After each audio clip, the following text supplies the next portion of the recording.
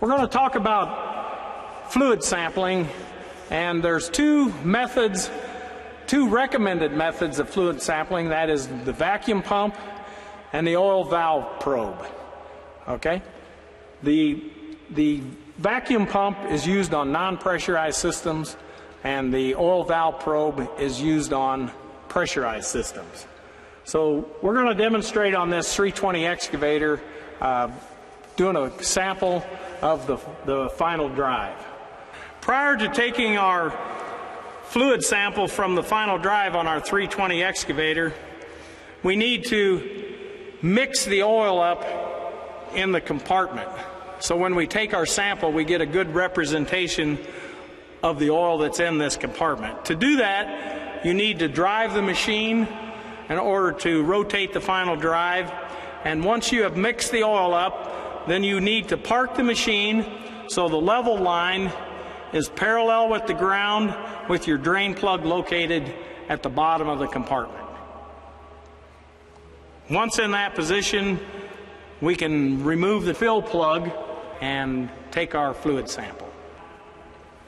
What a lot of technicians will do when they take their sample is they'll remove this drain plug here, and as the fluid is draining out of the final drive, they'll take their sampling bottle and they'll put it underneath the drain stream, and they'll take their sample that way.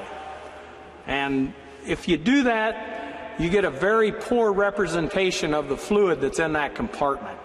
That method should never be used. The only two approved methods for taking a sample are the vacuum pump and the oil valve probe. So don't try to cut corners and save time. If you do that, you might as well not even take the sample, because the data is not going to be helpful. So before taking our sample with the vacuum pump, we're going to need to assemble the vacuum pump so we can take the sample. And the tooling required is the tubing. We have the vacuum pump, and if you notice, this pump, I have written oil on it. If you were taking a coolant sample, you should use a separate pump in order to take the coolant sample. Then we also have a bottle, our kit that comes with the two caps, the probe, and we have our tube cutter. Okay. So to assemble the vacuum pump, we want to cut a length of tubing off that's long enough to enable us to reach halfway into the compartment that we are sampling. And if you notice the tube cutter, most technicians use a side cutters, or they'll use a knife in order to cut the tubing. And when you use those, you run the risk of cutting yourself and also crushing the tubing, which makes it difficult to install into the vacuum pump. So I recommend that we use the tube cutter. So we can determine how much we need, and we just simply with one hand we can cut that tubing off very easily and make a nice clean cut. So now we're going to assemble our hose into the vacuum pump, and again we're going to insert it about 25 millimeters into the vacuum pump. And then we're going to tighten this aluminum ring down until it's snug. Don't over tighten it or you will damage the vacuum pump. Now in our kit, the only thing we're going to use out of this kit is the bottle and the solid cap. Now we want to make sure we don't contaminate our cap, so leave that in the bag until after you've taken your sample. So we're going to take our new bottle and we're going to install it on the vacuum pump. And you want to make sure that that's nice and snug, because you don't want it to leak, because you have to be able to pull a vacuum using the pump, and if this is not sealed well, then your vacuum pump won't work. Okay? So now we're assembled and ready to take our sample. Now sometimes when you're taking a sample from say an engine where you have to go through the dipstick tube, or the swing drive on an excavator where you have to go through the dipstick tube, you need to you want to make sure that you don't take the sample off the bottom of the compartment or off the top of the compartment, so you can use the dipstick as a measuring device in order to determine how far you need to insert the tubing. So if you take the tubing and extend it just a little bit past the end of the dipstick and mark where the top of the dipstick is, then you can take your marker and put a line on this tubing, and also put an arrow that says this side goes into the to the dipstick. Okay. Because if you don't put that arrow on there, when you cut your tubing off, you can sometimes forget which end goes into the dipstick tube. So it's a good idea to put that arrow on there. So now you would insert this hose through the dipstick tube until this line comes flush with the top of the dipstick tube, and now you know that you're in the center of the compartment and not on the bottom or at the top of the compartment. I'm going to demonstrate how to take an oil sample using the vacuum pump on a non-pressurized system such as this final drive on the 320 excavator. The first thing you want to do before you take your sample is clean around your fill plug so that when you take the plug out, you don't contaminate your system. And once that's cleaned, we're going to break that plug loose. Now when taking this plug out, you want to take it out very slowly, and you want to kind of wiggle the plug as you're taking it out, because you remember we warm the machine up and we mix the oil.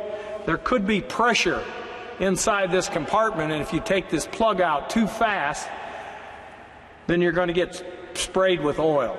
So as you're taking the plug out, you want to kind of jiggle it, and you can hear the pressure release. And so if you slowly take it out,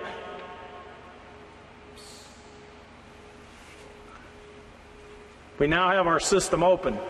And when you're taking a sample, you should always check the fluid level in the compartment that you're sampling, because on final drives that fluid level should be even with the bottom of the threads in the plug. If that compartment is low on oil, then it's a good chance that there could be a leak in that final drive, because that oil level shouldn't change as you operate the machine. So if you find that oil level down here, then there's an indication that there may be a leak in this system. Okay? So it looks, this one here looks good. We got oil just trickling out, so it's at the proper level. So now we're going to take our vacuum pump that we assembled earlier, and we're going to insert this tubing so it goes about halfway into the compartment. We don't want to take our sample off the bottom, and we don't want to take it right here at the top. We want to take it somewhere in the middle. So we're going to kind of see about how much tube we need to put in. And we're going to stick this tubing like that, about halfway. And now we're going to... Now you notice that once we've pulled a vacuum, that it keeps filling up. So as that gets up to our fill line, we're gonna loosen this bottle to break the vacuum so oil doesn't keep coming into the bottle. So you see how it's still filling up? So now we're almost to our line. And once we get to our line, then we're going to loosen this bottle so we break the vacuum, and now oil doesn't come out anymore. And we're going to tighten this. Now we've got our bottle to the correct line, and if you notice, I have kept my pump vertical position and horizontally, so oil has not touched my pump yet. So I haven't contaminated my pump. So now I'm going to cut this off with my tube cutter. And we're going to remove this hose here from the final drive.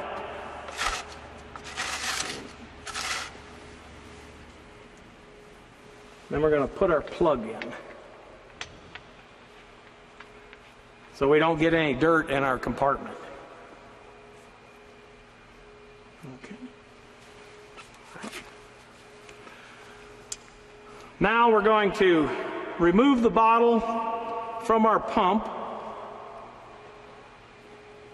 Okay. And we're going to put our solid cap on our bottle. And now I'm going to remove this hose from our vacuum pump. Now the mistake that many technicians make is they loosen this ring and they pull this hose out from the top. And what happens is this oil that's dripping from this hose goes inside your pump and you've contaminated your pump.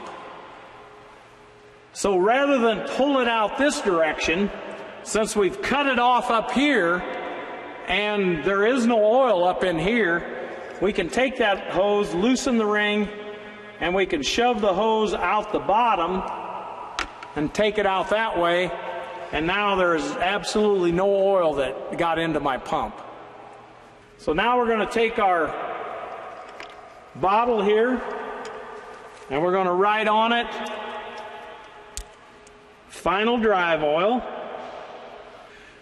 And we also need to say, is it the right final drive or the left final drive? Now the way you determine that, on excavators, the final drives are always positioned to the rear of the machine, and your right and left side are determined from the operator's position. So in this case, we have the final drive at the rear, and it would be on the right side.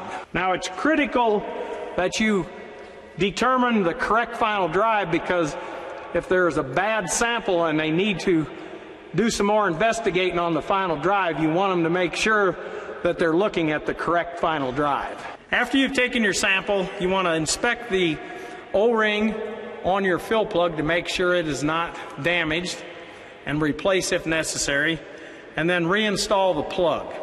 And you want to tighten the plug according to the manufacturer's specs using the proper torque wrench.